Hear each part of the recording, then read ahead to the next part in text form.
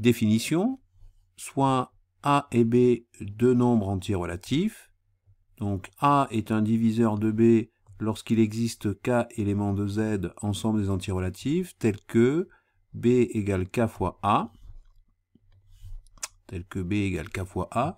On peut alors dire que B est un multiple de A, que A divise B. On peut dire aussi que B est divisible par A.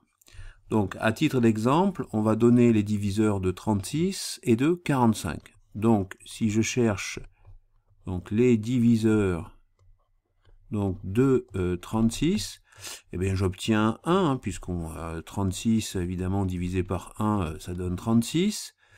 J'ai aussi 2, hein, puisque 36 divisé par 2, ça donne 18. J'ai 3, hein, puisque 36 divisé par 3, ça donne 12. J'ai 4, car 36 divisé par 4, ça donne 9. J'ai aussi 6, car 36 divisé par 6, ça donne 6. J'ai 9, puisque ici, vu que 36 divisé par 4, ça donne 9, je peux dire aussi que 36 divisé par 9, ça donne 4. J'ai aussi, évidemment, 12, puisque 36 divisé par 12 va me donner cette fois 3. J'ai aussi 36, j'ai donc aussi 36 divisé par 18, donc 18, hein, puisque 38 divisé par 18, ça va me donner 2. Donc 18, c'est un diviseur. Et je vais aussi avoir comme diviseur, eh bien, je vais avoir 36, hein, puisque 36 divisé par 36, on est bien d'accord que ça va nous donner 1. Donc si maintenant je cherche donc les diviseurs donc, de 45, donc si maintenant, donc on a fait, je rappelle, les diviseurs de 36, on cherche maintenant les diviseurs de 45, donc là aussi je vais avoir 1, hein, puisque 45 divisé par 1, bien ça donne 45. Je vais avoir 3, hein, puisque 45 divisé par 3, ça va me donner 15. Je vais donc aussi avoir 5, puisque 45 donc divisé par 5, ça donne 9. Je vais aussi avoir 9, hein, puisque cette fois 49 divisé par 5, par 9, pardon, ça va me donner 5. Je vais donc aussi avoir 15, hein, puisqu'en faisant 45 divisé par 15, eh bien, je vais obtenir 3. Je vais aussi avoir évidemment 45, hein, puisque 45 divisé par 45, eh bien, ça va me donner 1. Donc voilà les diviseurs de 45. Alors, maintenant, définition, soit A élément de Z entier relatif, A est un nombre pair lorsqu'il existe K élément de Z tel que A égale 2 fois K, il est impair lorsqu'il existe K éléments de Z entier relatif tel que A égale 2 fois K plus 1. Alors, donnez des exemples de nombres pairs et impairs. Alors, si on cherche par exemple des nombres pairs. Alors, des nombres pairs, donc on peut avoir par exemple 8. 8 c'est un nombre pair. Il est égal à 2 fois 4, hein, et à ce moment-là, K vaut 2. Hein, vaut 4, pardon. K vaut 4, hein, puisque 2 fois 4, 8. Ensuite, je peux avoir, par exemple, les nombres pairs. Je vous rappelle que ces nombres, ils peuvent être aussi négatifs, hein, puisque ce sont des entiers relatifs. Donc, par exemple, je peux avoir moins 10. Moins 10 est égal à 2 fois moins 5. Donc ici, K, donc, égal à moins 5. Alors, on peut aussi vérifier que, par exemple, 0, c'est un nombre pair, puisque 2 fois 0, ça donne bien 0. D'accord ? Hein, donc ici, on a un K qui vaut 0. Hein, c'est tout à fait possible, puisque K appartient à l'ensemble des entiers relatifs et que 0 fait partie de cet ensemble-là. Alors, si on cherche maintenant des nombres, si on cherche des nombres donc impairs. Donc, si on cherche des nombres impairs, alors je peux avoir par exemple moins 17, qui est égal à 2 fois moins 9, donc plus 1, hein, 2 fois moins 9, je rappelle, ça fait moins 18, moins 18 plus 1, ça fait bien moins 17, donc dans ce cas-là, on va avoir un K qui vaut moins 9. Je peux avoir évidemment un nombre impair positif, par exemple 23, qui est égal donc à 2 fois 11 plus 1, 22 plus 1, ça fait bien 23, et donc on a ici un K qui est égal à 11. Alors, maintenant, on va démontrer donc cette propriété. l'entier relatif A carré est impair si et seulement si, donc ça traduit ce qu'on appelle l'équivalence, A est impair. Donc il y a une double implication, c'est-à-dire que si A carré est impair, alors A est impair, si A est impair, alors A carré est impair. Donc on va commencer à démontrer, on va partir du principe que A donc est impair. Donc on va partir du principe que A est impair. Alors s'il est impair, A égale donc 2K plus 1. Donc je vais maintenant l'élever au carré. Donc je vais obtenir A carré égale donc 2K plus 1 le tout au carré. En utilisant l'identité remarquable A plus B au carré qui est égal à A carré plus 2AB plus B carré, je vais donc obtenir en fait 4K au carré plus le double produit, c'est-à-dire 4K plus 1 au carré. Donc voilà ce que j'obtiens. Alors ensuite, ce que je vais effectuer, je vais factoriser par 2. Donc je vais obtenir ici 2 fois donc 2K au carré, plus ici donc 2K, et après je vais rajouter plus 1. Or ça, je peux l'appeler, c'est un autre entier relatif que je peux appeler K'. Donc je vais obtenir ici 2 fois K' plus 1, avec un K' qui appartient à l'ensemble des entiers relatifs. Donc on arrive à la conclusion que A carré donc, est impair. Donc on a démontré, on était parti du fait que A était impair, et on arrive à la conclusion que A carré est impair. Alors pour démontrer la réciproque, on va d'abord démontrer une autre implication qui a priori n'est pas en lien, mais on verra que c'est tout à fait, on va faire le lien malgré tout. Alors on va partir du principe que A est pair. D'accord? Donc on était parti du principe, donc si A était impair, maintenant on va partir du principe si A donc est pair. Si A est pair, alors on peut dire que A égale 2 fois K. Alors on peut donc dire que A au carré est donc égal à 4K au carré, c'est-à-dire 2 fois 2 fois K au carré. Donc on va obtenir au final, je peux appeler ça donc K', je vais donc obtenir 2 fois K'. K' étant, alors cette fois pour faire la différence avec celui-là qui n'est pas automatiquement le même, on peut l'appeler K seconde par exemple. Donc K seconde est un entier relatif, et donc on a bien démontré en fait que A carré est pair. Donc on vient de démontrer que si on a A carré donc qui est pair, donc cela impliquait, pas A carré, on a démontré que si A était pair, cela impliquait que A carré était pair. Et on va donc utiliser maintenant ce qu'on appelle la contraposée. Alors la contraposée, je vous rappelle, petit rappel de la contraposée, qui nous dit que si je suis par exemple donc à Landerneau, cela implique que je suis en Bretagne. La réciproque, elle est fausse. C'est pas parce que je suis en Bretagne que je suis automatiquement à Landerneau. Par contre, la contraposée, elle est tout le temps vraie. C'est quoi? C'est le fait de dire que, donc, je ne suis pas, je prends la négation ici, je ne suis pas, donc, en Bretagne. Donc, je ne suis pas en Bretagne. Et ça implique automatiquement que je ne suis pas à Landerneau. Je ne suis pas à Landerneau. D'accord? Donc c'est ça la contraposée, c'est-à-dire que je vais donc prendre la négation de A carré qui est pair, donc sa négation c'est de dire que A carré donc est impair, et donc ça va impliquer que A est impair.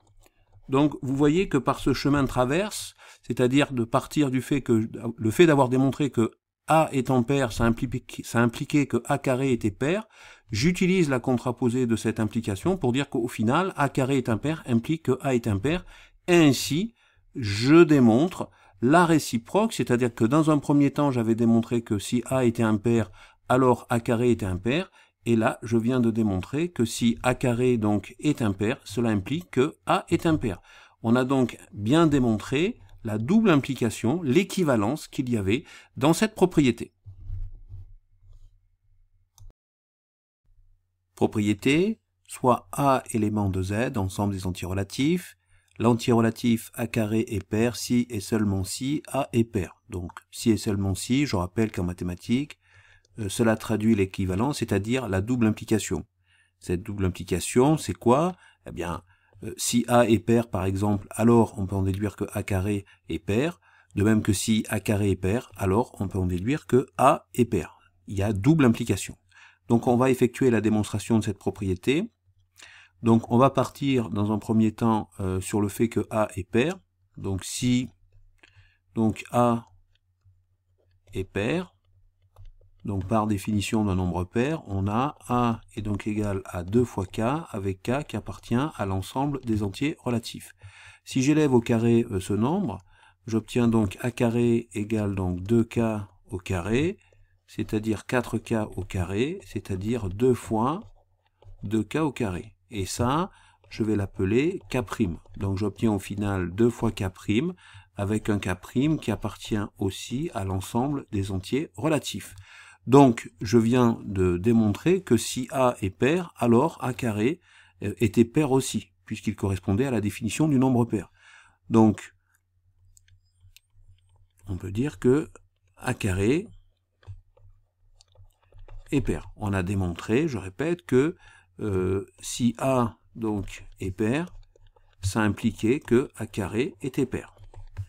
D'accord? Donc, on va maintenant démontrer la réciproque de cette propriété.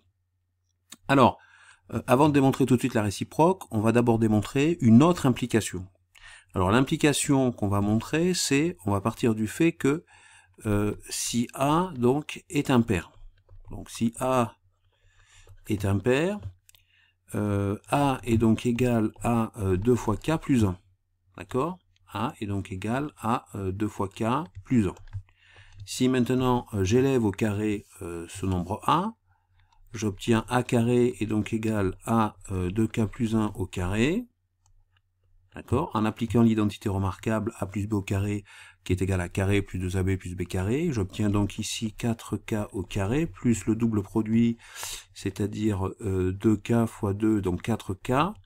4K plus 1 au carré, ça fait 1, donc j'obtiens 4K au carré plus 4K plus 1. Si je factorise par 2, j'obtiens donc 2 fois, donc 2K au carré plus 2K plus 1. Et ça, je vais l'appeler par exemple K seconde. D'accord? Et on voit bien que K seconde est lui aussi appartient à l'ensemble des entiers relatifs. Donc on voit bien que A carré correspond donc à la définition d'un nombre impair, et donc on a démontré que si A était impair, alors on arrivait à A carré est impair. D'accord? Donc on a démontré l'implication suivante, A impair, qui implique donc que A carré est impair. On va maintenant démontrer, on va donc maintenant par contre en déduire, grâce à la contraposée, on va démontrer en fait la réciproque que l'on voulait démontrer au départ. Alors, je rappelle rapidement ce qu'est une contraposée, encore une fois. Donc, si par exemple je suis donc à Landerneau, donc si par exemple je suis à Landerneau, alors cela implique que je suis en Bretagne. D'accord? Cela implique que je suis en Bretagne. La réciproque est fausse. C'est pas parce que je suis en Bretagne que je suis à Landerneau. Par contre, la contraposée, ça va être la négation de ça qui va impliquer automatiquement la négation de Landerneau. Je répète que si une implication est vraie, sa contraposée, elle existe, elle est vraie aussi. Ce qui n'est pas le cas à chaque fois d'une implication par rapport à sa réciproque. Donc je peux dire que si donc je ne suis pas, donc si je ne suis pas donc en Bretagne, si je ne suis pas en Bretagne, alors ça va impliquer que je ne suis pas à Landerneau. D'accord? Donc si j'applique la contraposée, donc dans notre cas, quelle est la contraposée de A carré qui est impair, un nombre il est soit pair ou impair, donc ici la contraposée, enfin la négation, pardon, de a carré est impair, ça va être a carré est pair. Donc je vais avoir ici, donc a carré est pair, qui va donc impliquer que a, la négation de a qui est impair, c'est a qui est pair, hein, puisque si un nombre n'est pas impair, il est automatiquement pair.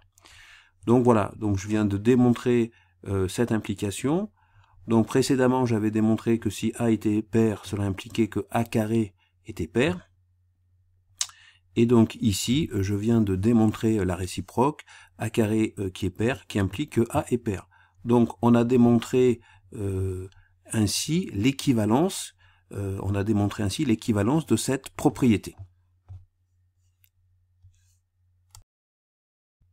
L'objectif de cette vidéo est de vous présenter une des démonstrations mathématiques les plus célèbres. En fait, on cherche à démontrer que racine carrée de 2 donc n'est pas un nombre rationnel. On raisonne par l'absurde et on suppose en fait l'hypothèse contraire, c'est-à-dire que racine carrée de 2 peut s'écrire sous la forme irréductible a sur b, où a et b sont des entiers naturels non nuls. Alors, en fait, on est en train de partir de l'hypothèse contraire que racine carrée de 2 serait un nombre rationnel. Alors, je rappelle pour les puristes que la définition d'un nombre rationnel, c'est un numérateur et un dénominateur qui appartient donc à l'ensemble des entiers relatifs, enfin des entiers relatifs non nuls pour ce qui est du dénominateur. Mais ici, on part du principe que racine carrée de 2 est un nombre strictement positif, et donc on peut simplifier en disant que c'est une fraction avec un numérateur et un dénominateur qui correspondent à des entiers naturels non nuls. Hein. Plutôt que de parler d'entiers relatifs, on parle d'entiers naturels non nuls. Alors, dans un premier temps, on va démontrer que 2b au carré est égal à a au carré. Alors, je sais que donc a sur b est égal à racine carrée de 2. Donc si j'élève au carré cette égalité, j'arrive à a sur b au carré, qui est donc égal à a carré sur b carré, qui est donc égal à racine carrée de 2 au carré, ce qui me donne 2. Donc ça, je peux en déduire que a carré est donc égal à 2 fois b carré. Donc je suis arrivé au résultat de la question numéro 1. Question numéro 2, on me demande d'en déduire que a carré est un nombre pair, puis que a est pair. Donc effectivement, je peux écrire que a carré, qui est donc égal à 2 fois b carré, je peux dire que ça peut s'écrire sous la forme 2 fois k. Alors avec un k qui serait donc égal à b carré, et un k qui serait en fait donc un entier naturel, mais on peut dire qu'un entier naturel, c'est aussi un entier relatif, hein, puisque l'ensemble des entiers naturels est inclus dans l'ensemble des entiers relatifs, et donc je retrouve bien ici la définition d'un nombre pair. Donc je peux en déduire que a carré, donc, est un nombre pair. D'accord? Je peux en déduire que c'est un nombre pair. Donc si a carré est un nombre pair, l'on a vu là aussi dans une vidéo précédente que a carré donc qui est un nombre pair est équivalent à dire que a donc est pair. Donc on peut en déduire au final que le nombre a est bien pair. Donc a est pair. Alors, troisièmement, on veut démontrer alors que le nombre b est lui aussi pair. Alors, pour cela, donc, on va prendre la suite de la question 2, c'est-à-dire qu'on va donc remplacer a par 2 fois k, puisque s'il est pair, donc a est pair, donc comme a est pair, a égale 2 fois k, avec un k qui serait donc un entier relatif. Donc on va se retrouver avec un a sur b qui est donc égal à 2 fois k sur b qui est égal à racine carrée de 2. Si j'élève au carré donc cette égalité, j'obtiens 4k au carré sur b au carré qui est donc égal à racine carrée de 2 le tout au carré, c'est-à-dire j'obtiens 2. Donc au final je vais me retrouver avec l'égalité, donc 4k au carré est donc égal à 2 fois b carré. Si je divise par 2 les deux membres de cette égalité, j'obtiens au final donc 2 fois k au carré qui est égal à b au carré.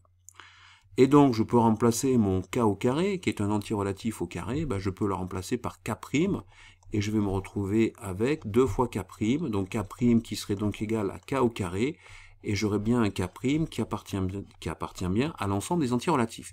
Donc je retrouve, si vous voulez, la définition d'un nombre pair. Donc je peux en déduire que b carré est pair. Donc on avait vu lors d'une vidéo précédente une démonstration qui nous dit que si b carré, donc que b carré est pair, c'est équivalent à écrire que b est pair. Donc on peut en déduire que b est pair. Donc B est pair. On a démontré ce qu'on nous demandait, c'est-à-dire, je vous rappelle, cette question, c'était démontrer alors que B est pair. Et quatrièmement, relever une contradiction et concluant. Donc on doit relever une contradiction et concluant. Alors, ça c'est le quatrièmement. On a démontré donc que A est pair et B est pair. Donc, je vous rappelle qu'on est parti de l'hypothèse que A sur B était égal à racine carrée de 2, que A appartenait à l'ensemble des entiers naturels et que B appartenait aussi à l'ensemble des entiers naturels, alors tous les deux des entiers naturels non nuls. Hein. Donc on était parti de cette hypothèse et on est arrivé aux conclusions suivantes, c'est-à-dire que A est pair et B est pair. On nous avait dit aussi, hein, je vous rappelle, que A sur B là, est une forme irréductible, c'est-à-dire qu'on ne peut pas la simplifier, hein, que racine carrée de 2 peut s'écrire sous la forme irréductible A sur B. On ne peut pas la simplifier. Or, je vais arriver ici à quelque chose qui va être contradictoire, puisque, effectivement, si ces deux nombres donc sont pairs, je vais me retrouver avec A sur B qui est donc égal à, on va l'exprimer de la façon suivante, 2 fois, voilà, on va l'écrire que ça va être égal donc à 2 fois k, b va être égal à 2 fois k', donc si je simplifie par 2, j'obtiens voilà, une autre fraction. Donc ce qui voudrait dire que a sur b n'est pas une fraction, donc irréductible. Donc j'arrive à quelque chose qui est faux, puisque on était parti du principe que A sur B était une fraction irréductible. Et donc ainsi, j'arrive à une absurdité, et d'après donc le raisonnement par l'absurde, je peux donc conclure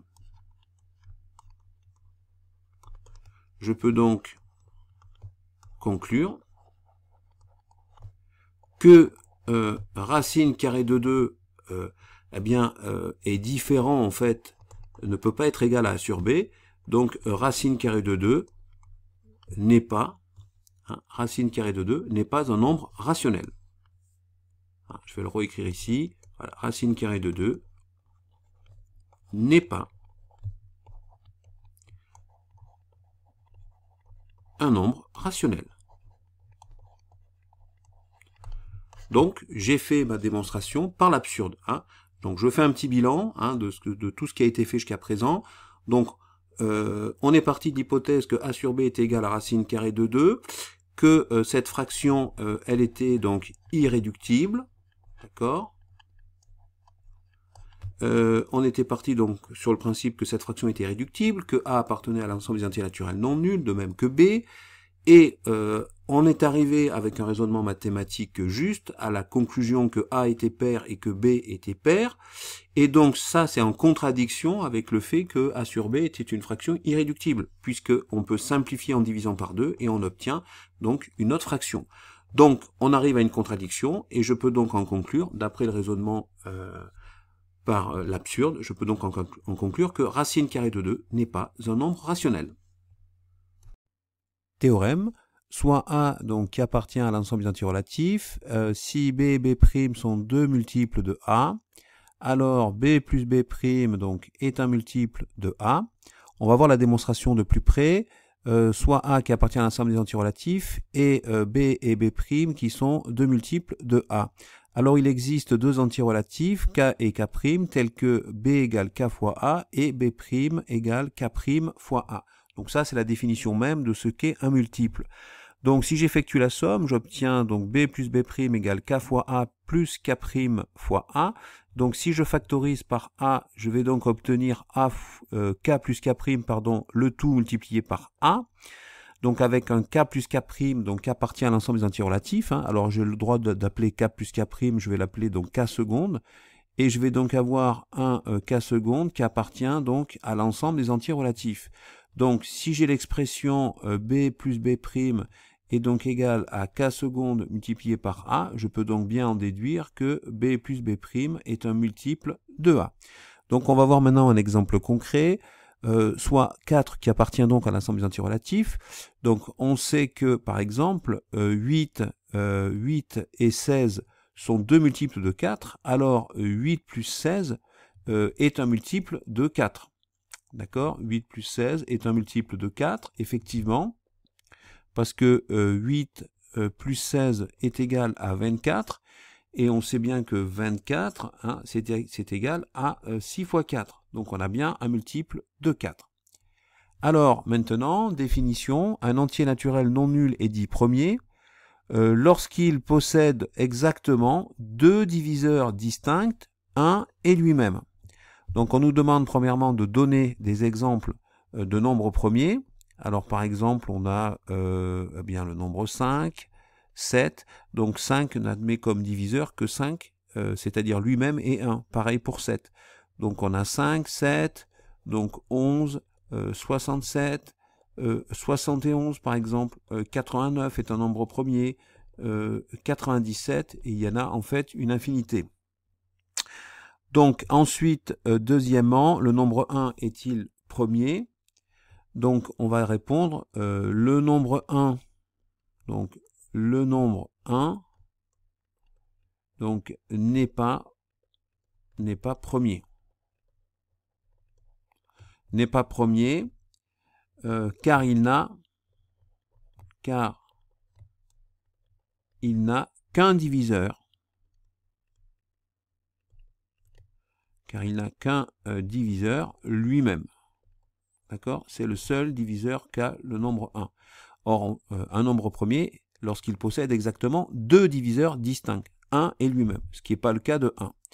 Donc ensuite, troisièmement, on nous demande de donner un exemple de nombre premier pair. Eh bien, le nombre 2, donc, est un nombre donc premier, donc est un nombre premier, donc et pair. C'est d'ailleurs le seul. Donc c'est d'ailleurs le seul. Voilà. C'est d'ailleurs le seul. Eh bien voilà. Cette vidéo est terminée. Je vous dis évidemment à bientôt sur le site Skoll Mathématiques.